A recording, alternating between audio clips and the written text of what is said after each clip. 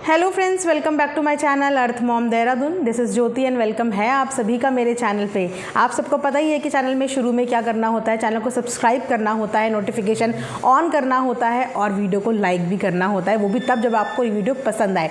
ज़बरदस्ती किसी से नहीं है, वीडियो पसंद आता है तो लाइक करिए, कॉमेंट सेक्शन में अपना कॉमेंट ज़रूर छोड़ के जाइएगा, क्योंकि आपके कॉमेंट के माध्यम से ही मुझे पता चलता है कि मेरी वीडियो में आपको क्या चीज़ अच्छी लगी और किस चीज़ पर आप जो है अग्री करते हैं, किस चीज़ पर डिसअग्री करते हैं। तो ये आप कॉमेंट सेक्शन में आके अपना नज़रिया शेयर कर सकते हैं।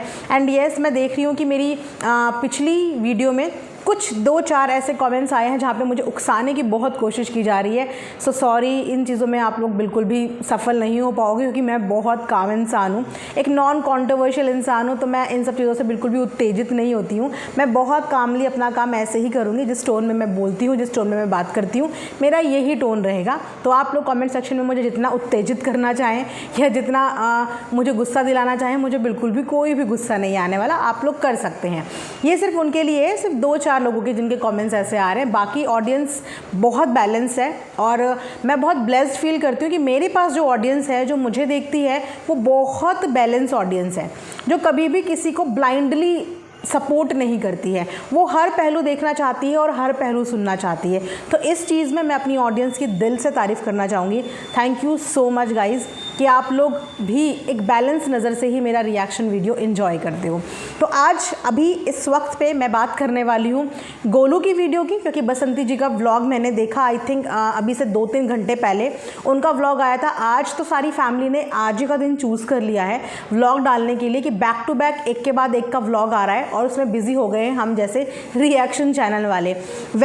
ये सारी चीज़ें देख के मुझे एक चीज़ तो क्लियर हो गई कि जो इतने दिनों से बसंती जी के अंदर जो कॉन्फिडेंस डेवलप हो रहा था, बसंती जी की फैमिली के अंदर जो कॉन्फिडेंस डेवलप हो रहा था, क्योंकि एक इंसान तभी ये सब चीज़ें डालता है जो वो डालने लग रही थी। आजकल भारत बहुत सारे एविडेंस वगैरह, जब उसको किसी ना किसी चीज़ का सपोर्ट होता है, तो आज वो सपोर्ट भी हमें पता चला कि वो सपोर्ट उन्हें एक्चुअली किस चीज़ का है। वो सपोर्ट है उन्हें कि उनको लीगल एडवाइज़र मिल गया है अपने केस के लिए। उनके केस को जो लॉयर हैंडल कर रहा है, उस केस के लिए उनको लीगल एडवाइज़र मिल गया है। शायद इसीलिए अब डंके की चोट पे वो सारे प्रूफ्स, सारे ऑडियोज़ सोशल प्लेटफॉर्म पे डाल पा रहे हैं। वरना जो एफआईआर की कॉपी आज से 15-20 दिन पहले ही सोशल मीडिया पे आ गई थी, लेकिन गोलू ने अपनी वीडियो में वो नहीं डाली थी। आज बसंती ने खुल्लम खुल्ला अपनी वीडियो में पूरा का पूरा एफआईआर की कॉपी डाल दी है।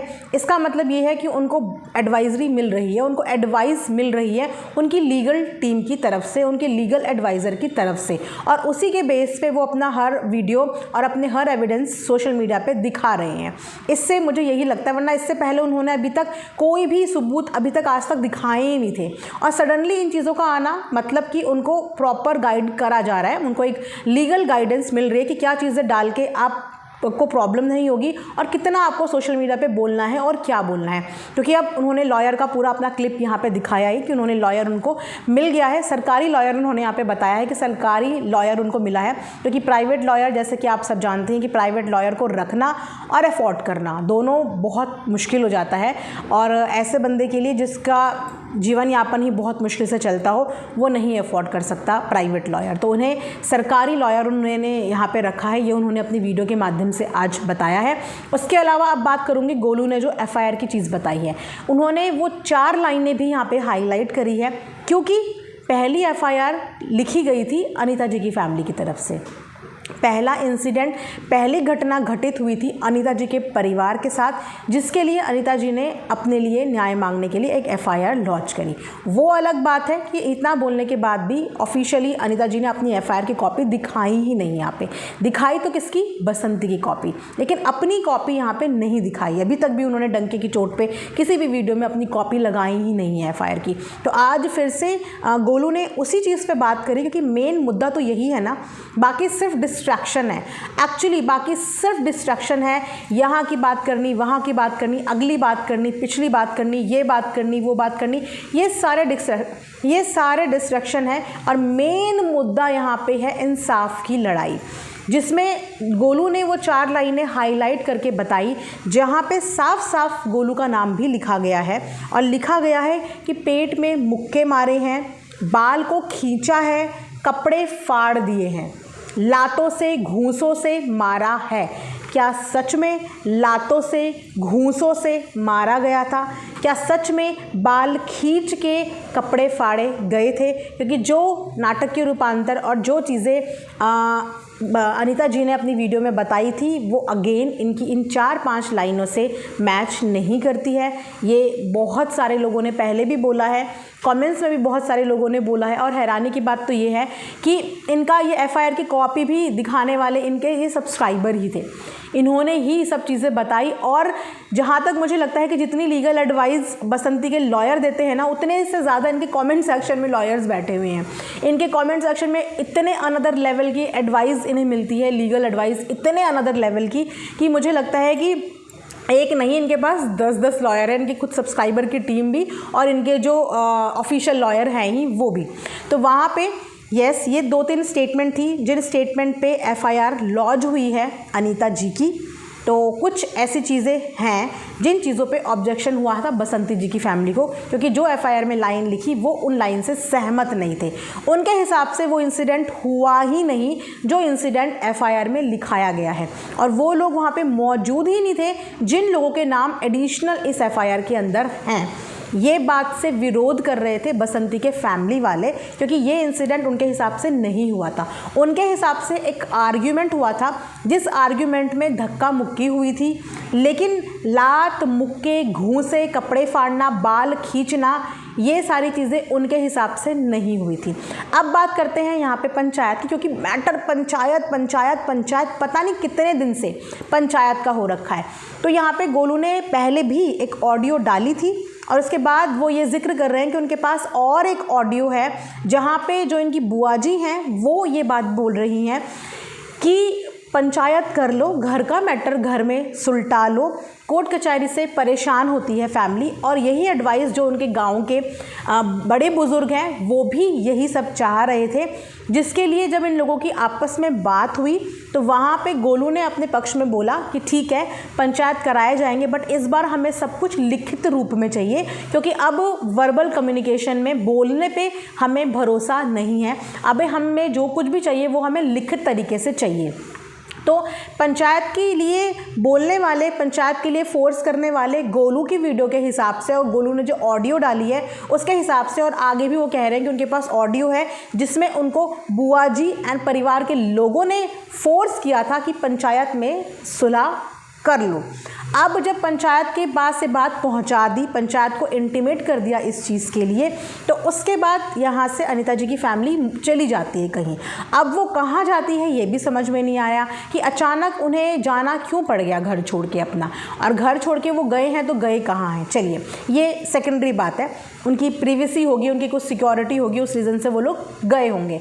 तो जब पंचायत की बात इन लोगों ने करी थी गोलू के हिसाब से और जो ऑडियो उसमें है उसके हिसाब से बुआ जी ने करी थी, तो फिर पंचायत के नाम पे ये लोग जाते हैं। और उसके बाद अनीता जी ने अपनी कल की वीडियो में ये बताया कि गांव से उनको फ़ोन आ रहे हैं कि सुलह कर लो, बार बार फ़ोन आ रहे हैं, फ़ोन करवाए जा रहे हैं कि सुलह कर लो, सुलह कर लो। तो वहाँ पे गोलू ने बोला कि वो कॉल इसीलिए जा रहे हैं क्योंकि यहाँ पे ये लोग पंचायत का बोल के गए, और उसके बाद अब जब यहाँ से इनको कॉल जा रहे हैं तो ये ना तो आने की तारीख बता रहे हैं ना ही कुछ चीज़ बता रहे हैं। तो जो पंचायत है वो इनका इंतज़ार नहीं करती रहेगी। तो यहाँ पे या तो हाँ कीजिए या स्पष्ट तरीके से ना कीजिए, या तो बोल दीजिए कि हाँ हमें पंचायत करनी है, हम इस तारीख को आएंगे, और अगर पंचायत में इंटरेस्टेड नहीं है तो साफ मना कर दीजिए कि हमें पंचायत नहीं करनी है। क्योंकि कल अनीता जी ने एक कंडीशन और रखी थी कि केस सुलह करने के लिए हम तैयार भी हैं 1%, तो पहले केस वापस बसंती लेगी, बसंती अपना केस वापस लेगी, उसके बाद हम सोचेंगे कि लेना है या नहीं लेना है। ये कंडीशन इन्होंने यहाँ पे रखी थी, जो कंडीशन आई थिंक कोई भी इंसान ऐसी कंडीशन नहीं मानता कि तुम वापस ले लो और अपना हम सोच के बताएंगे। वापस होगी अगर तो दोनों की होगी, और अगर नहीं होगी तो दोनों में से किसी की भी नहीं होगी। एक से वापस और दूसरे से सोच के बताएंगे, ऐसे में कोई भी इंसान नहीं समझौता करता है। और अगर पंचायत नहीं करनी है तो साफ जो आपको कॉल कर रहे हैं उनको आप साफ बोल दीजिए कि हमें पंचायत नहीं करनी है। जिस तरीके से सोशल मीडिया में आप बोल रहे हो कि हमें पंचायत का अब क्या करना है, ऐसे ही जो पंचायत के लिए बड़े बुजुर्ग गांव से फ़ोन कर रहे हैं उनको साफ मना कर दो कि हमें अब इस चीज़ से रिलेटेड फ़ोन मत करो, हमें पंचायत नहीं करनी है, हम अपना जो मैटर है वो हम कोर्ट में लड़ेंगे। साफ बोल दो, ना ही आपको कोई कॉल करेगा, फिर ना ही आपको कोई परेशान करेगा, और यहाँ से बसंती जी की फैमिली भी क्लियर हो जाएगी कि पंचायत पे ये मैटर जाना ही नहीं है। तो यहाँ पे ये मैटर होता है ख़त्म। उसके बाद गोलू ने एक और एलिगेशन, जो एक बहुत मेजर एलिगेशन है, और ये एलिगेशन मैं उस दिन से देख रही हूँ जिस दिन से दीपक जी इस दुनिया से गए थे। बेसिकली मैंने उसके बाद से ही इन लोगों के व्लॉग्स जो है वो फॉलो करने शुरू करे, और उसके बाद से ही मैं पहले तो सिर्फ कमेंट सेक्शन में ये कमेंट देखती थी जहाँ पे बसंती जी के ऊपर दीपक जी के जाने के आरोप लगाए जाते थे। तो तब तक सिर्फ कमेंटबाजी में ये चीज़ें चल रही थी। जब मैंने उस समय पे भी ऑब्जेक्शन उठाया कि आप ऐसे नहीं किसी को बोल सकते, एक तो किसी का पति इस दुनिया से चला गया है और उसके बाद आप उसी औरत को ब्लेम कर रहे हो, ये गलत बात है। लेकिन मुझे ये नहीं पता था कि फैमिली के लोग भी इन्हें इस चीज़ के लिए ब्लेम करते हैं। तो अब जो ऑडियोज़ गोलू ने अगेन लगाई हैं उन ऑडियो में, और जो वीडियोस बनाई हैं, जो व्लॉग सोशल मीडिया पे डाली हैं, उनमें भी डायरेक्टली इनडायरेक्टली इनके खुद के फैमिली मेम्बर्स ने भी बसंती के ऊपर ये आरोप लगाए हैं कि दीपक जी के साथ जो इंसिडेंट हुआ वो बसंती की वजह से हुआ, वो चीज़ें बसंती ने करवाई। तो जब बाहर के लोग बोलते हैं तो इतना बुरा नहीं लगता, लेकिन जब हमारे घर के लोग बोलते हैं तो बाहर के लोगों को उस पर बोलने का मौका मिल जाता है। आप किसी के ऊपर मारने का इल्ज़ाम लगा रहे हो, it's a very huge allegation, मारने का इल्ज़ाम। अब क्योंकि जो ऑडियो कल डाली थी उस ऑडियो में जो लेडी थी, जो मामी जी थी, वो साफ ये बात बोल रही हैं कि मैंने वीडियो देखी है, मैंने बकायदा वीडियो देखी है, मतलब इनके पापा की मारने की वीडियो देखी है। तो जब गोलू ने बोला कि वो वीडियो आप हमें दिखाओ, तो उन्होंने बोला कि हाँ, तो उन्होंने वो बात काट दी, उसके आगे की बात नहीं कुछ करी। तो इस तरीके से आप बार बार जो है किसी को सुनाना, अगर आपके पास एविडेंस हैं इस चीज़ से रिलेटेड तो अगेन इस चीज़ पे भी जाके आप शिकायत करवाइए। लेकिन अगर आपके पास एविडेंस नहीं है और आपको सिर्फ शक है, तो शक की बुनियाद पे आप किसी के ऊपर इतना बड़ा एलिगेशन नहीं लगा सकते। आप शक की बुनियाद पे किसी को साफ साफ आरोपी साबित नहीं कर सकते। अब क्योंकि इन दोनों पे भी आरोप साबित नहीं हुए हैं तो हम भी नहीं बोल सकते। जब तक कोई इंसान गिल्टी प्रूव नहीं होता, तब तक मैटर कोर्ट में चल रहा है, तब तक कोई भी इंसान गिल्टी नहीं है, वो एक्यूज्ड है, तब तक हम उसे गिल्टी नहीं बोल सकते। हम भी इंतज़ार करते हैं कि कोर्ट जब अपना फैसला सुनाएगी उसके बाद ही हम बोलते हैं कि यस ये गुनहगार था। तब तक वो लोग सिर्फ एक्यूज्ड हैं, तब तक वो गुनहगार नहीं हैं। तो फिर ये चीज़ें यहाँ पे हुई। अब एक और चीज़ मुझे पता चली, जो डायन वर्ड, जिस वर्ड को बोलते हुए भी मुझे बहुत अजीब सा फील होता है। मुझे लग रहा था कि कमेंट्स में लोग इस चीज़ को बोलते हैं, क्योंकि काफ़ी लोग भद्दे कमेंट्स भी करते हैं। अब मैं उनको क्या बोलूँ, बहुत गंदे गंदे लेवल के भी कमेंट्स आते हैं जहाँ पे मैंने ये वर्ड एक्चुअली देखा था, जिस वर्ड के बारे में मैंने बोला था, क्योंकि ये वर्ड मैंने कई बार बसंती जी के मुंह से भी सुना कि उनको ऐसे बोला जाता है।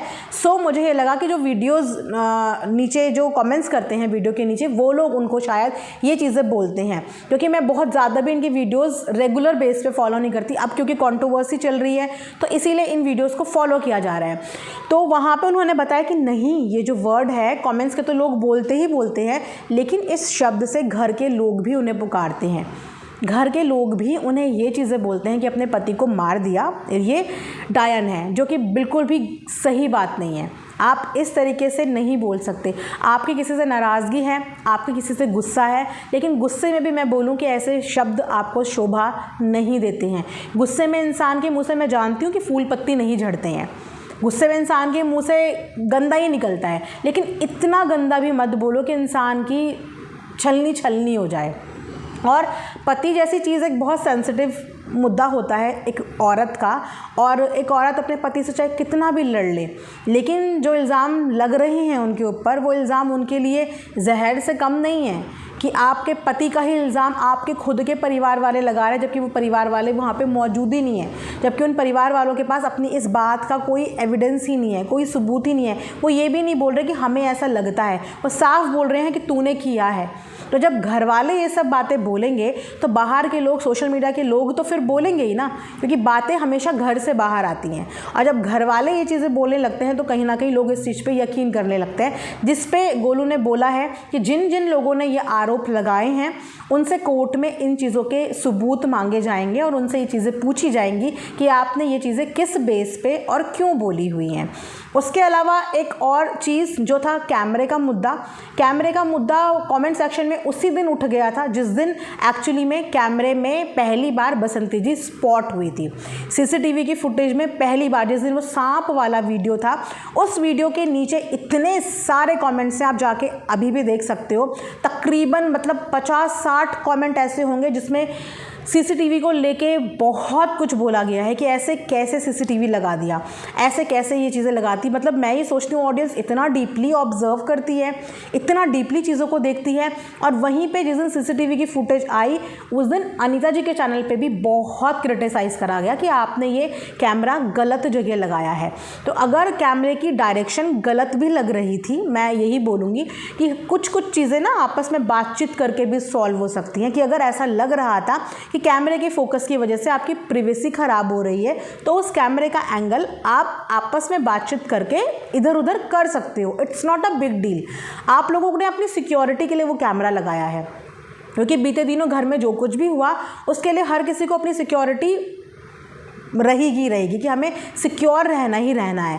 तो अगर वो कैमरा कहीं से कहीं तक भी उनके बाथरूम की तरफ फोकस कर रहा था या उनके हैंडपंप की तरफ फोकस कर रहा है जहाँ पे वो अपने डेली रूटीन का काम करती हैं और अनकंफर्टेबल हो रही हैं, तो उसका फोकस हल्का सा इधर उधर किया जा सकता है। ये तो बातचीत से भी हो सकता है, इस बात का इतना बड़ा मुद्दा नहीं बनाना चाहिए, ये बातचीत से भी नॉर्मल हो सकता है। तो अनीता जी, तो बसंती जी ने वही बताया कि उन्होंने कैमरे से रिलेटेड भी बात करी है। कैमरे वाले को बोला कि मुझे काम करने में यहाँ पे तकलीफ होती, क्योंकि आप जानते हैं जितने भी लोग बिहार वगैरह से होंगे कि वहाँ पे पर्दा चलता है, सर पे पल्लू लेडी रखती है, लेकिन हर वक्त काम करते वक्त लेडी पल्ला नहीं रखती हैं। काम करते वक्त बहुत सारी चीज़ें होती हैं, उनका पल्ला ऑल टाइम सर पे रहे वो पॉसिबल नहीं होता है।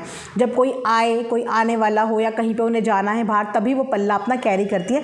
मतलब कंफर्टेबल होके कम से कम अपने अंदर के आंगन में इंसान बैठ पाए, अपने हॉल एरिया में इंसान, लॉबी में इंसान बैठ पाए। तो उनको वहाँ पे अनकंफर्टेबल फील हो रहा था, क्योंकि उनको बार बार वो ये भूल जा रहे थे कि यहाँ पे कैमरा लगा है और उस कैमरे को देखने वाले उनके जेठ जेठानी और पूरा परिवार है। जेठ से तो पर्दा होता है, आप सबको पता ही है, और कैमरे में बहुत सारी प्राइवेसी। कभी कभी तो हम खुद भी भूल जाते हैं, हमारे घरों में भी अगर कैमरे लगे हैं तो हम कभी कभी खुद ही भूल जाते हैं कि हमारे घर में कैमरे हैं। हम कई बार ऐसी चीज़ें कर लेते हैं कि अपने दिमाग से खुद ही निकल जाता है कि घर में तो कैमरे फिट है, तो क्योंकि वो कैमरे का एक्सेस हमारे पास है तो हम अपनी प्राइवेसी के हिसाब से वो एडिट कर देते हैं। लेकिन अगर कैमरा किसी और का है और वहाँ पे हम ही लाइमलाइट में हो रहा है तो वहाँ पे अनकंफर्टेबल होता है। तो उसे देख के उन्होंने अपना वो बताया कि मैं अनकंफर्टेबल हो रही हूँ, जिसके लिए उन्होंने वार्ड वगैरह से बात करी है। 3-4 दिन में वो वार्ड आ जाएंगे तो शायद वो कैमरे का जो उनका प्रॉब्लम है वो सॉर्ट कर देंगे।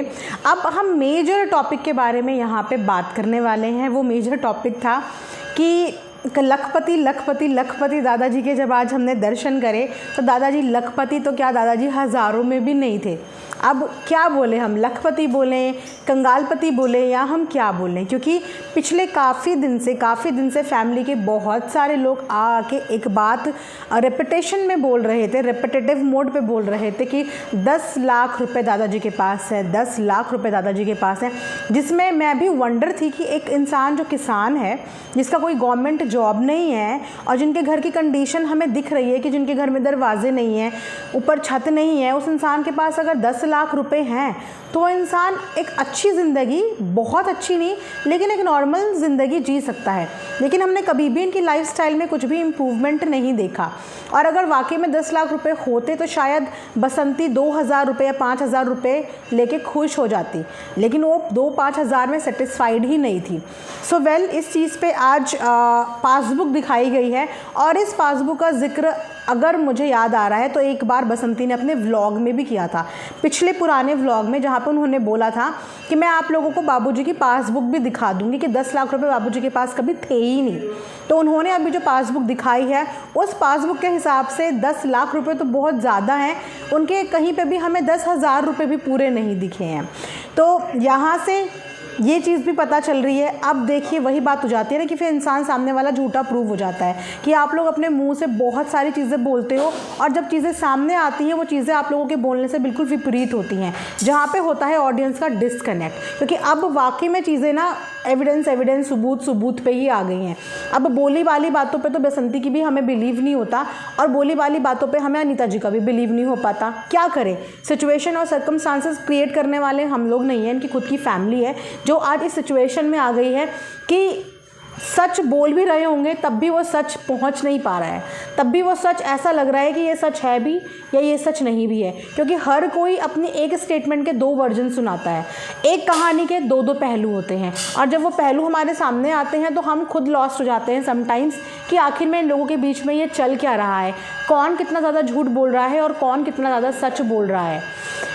सो अब ऑडियंस भी डिसाइड करेगी कि ऑडियंस को क्या लगता है। मैंने आप लोगों को पूरा रिएक्शन दे दिया, जो वीडियो मैंने अभी देखी उस वीडियो के आधार पे मैंने पूरी वही बातें बोली हैं जो वीडियो में हम सब ने देखी हैं। आप लोग कमेंट सेक्शन में अपना नज़रिया शेयर कर सकते हैं। मैं वीडियो के माध्यम से सिर्फ अपना पर्सनल निजी पॉइंट ऑफ व्यू शेयर करती हूँ। मैं जानती हूँ कि आप में से बहुत लोगों का मेरे से अलग भी नज़रिया होता है और आप सबके पॉइंट ऑफ व्यू की मैं इक्वली रिस्पेक्ट करती हूँ और सबके पॉइंट ऑफ व्यू मेरे कमेंट सेक्शन में बिल्कुल वेलकम है। आप जिसको भी प्यार करते हैं, आपको जो भी सही लगता है, जो भी गलत लगता है, आप यहाँ पे एक सभ्य भाषा का प्रयोग करते हुए, प्लीज़ सभ्य भाषा का प्रयोग करते हुए ही कमेंट्स करिए। तो यहीं पे ये वीडियो एंड करती हूँ। आई होप आप लोगों को पसंद आया हो। Thanks for watching earth mom Dehradun.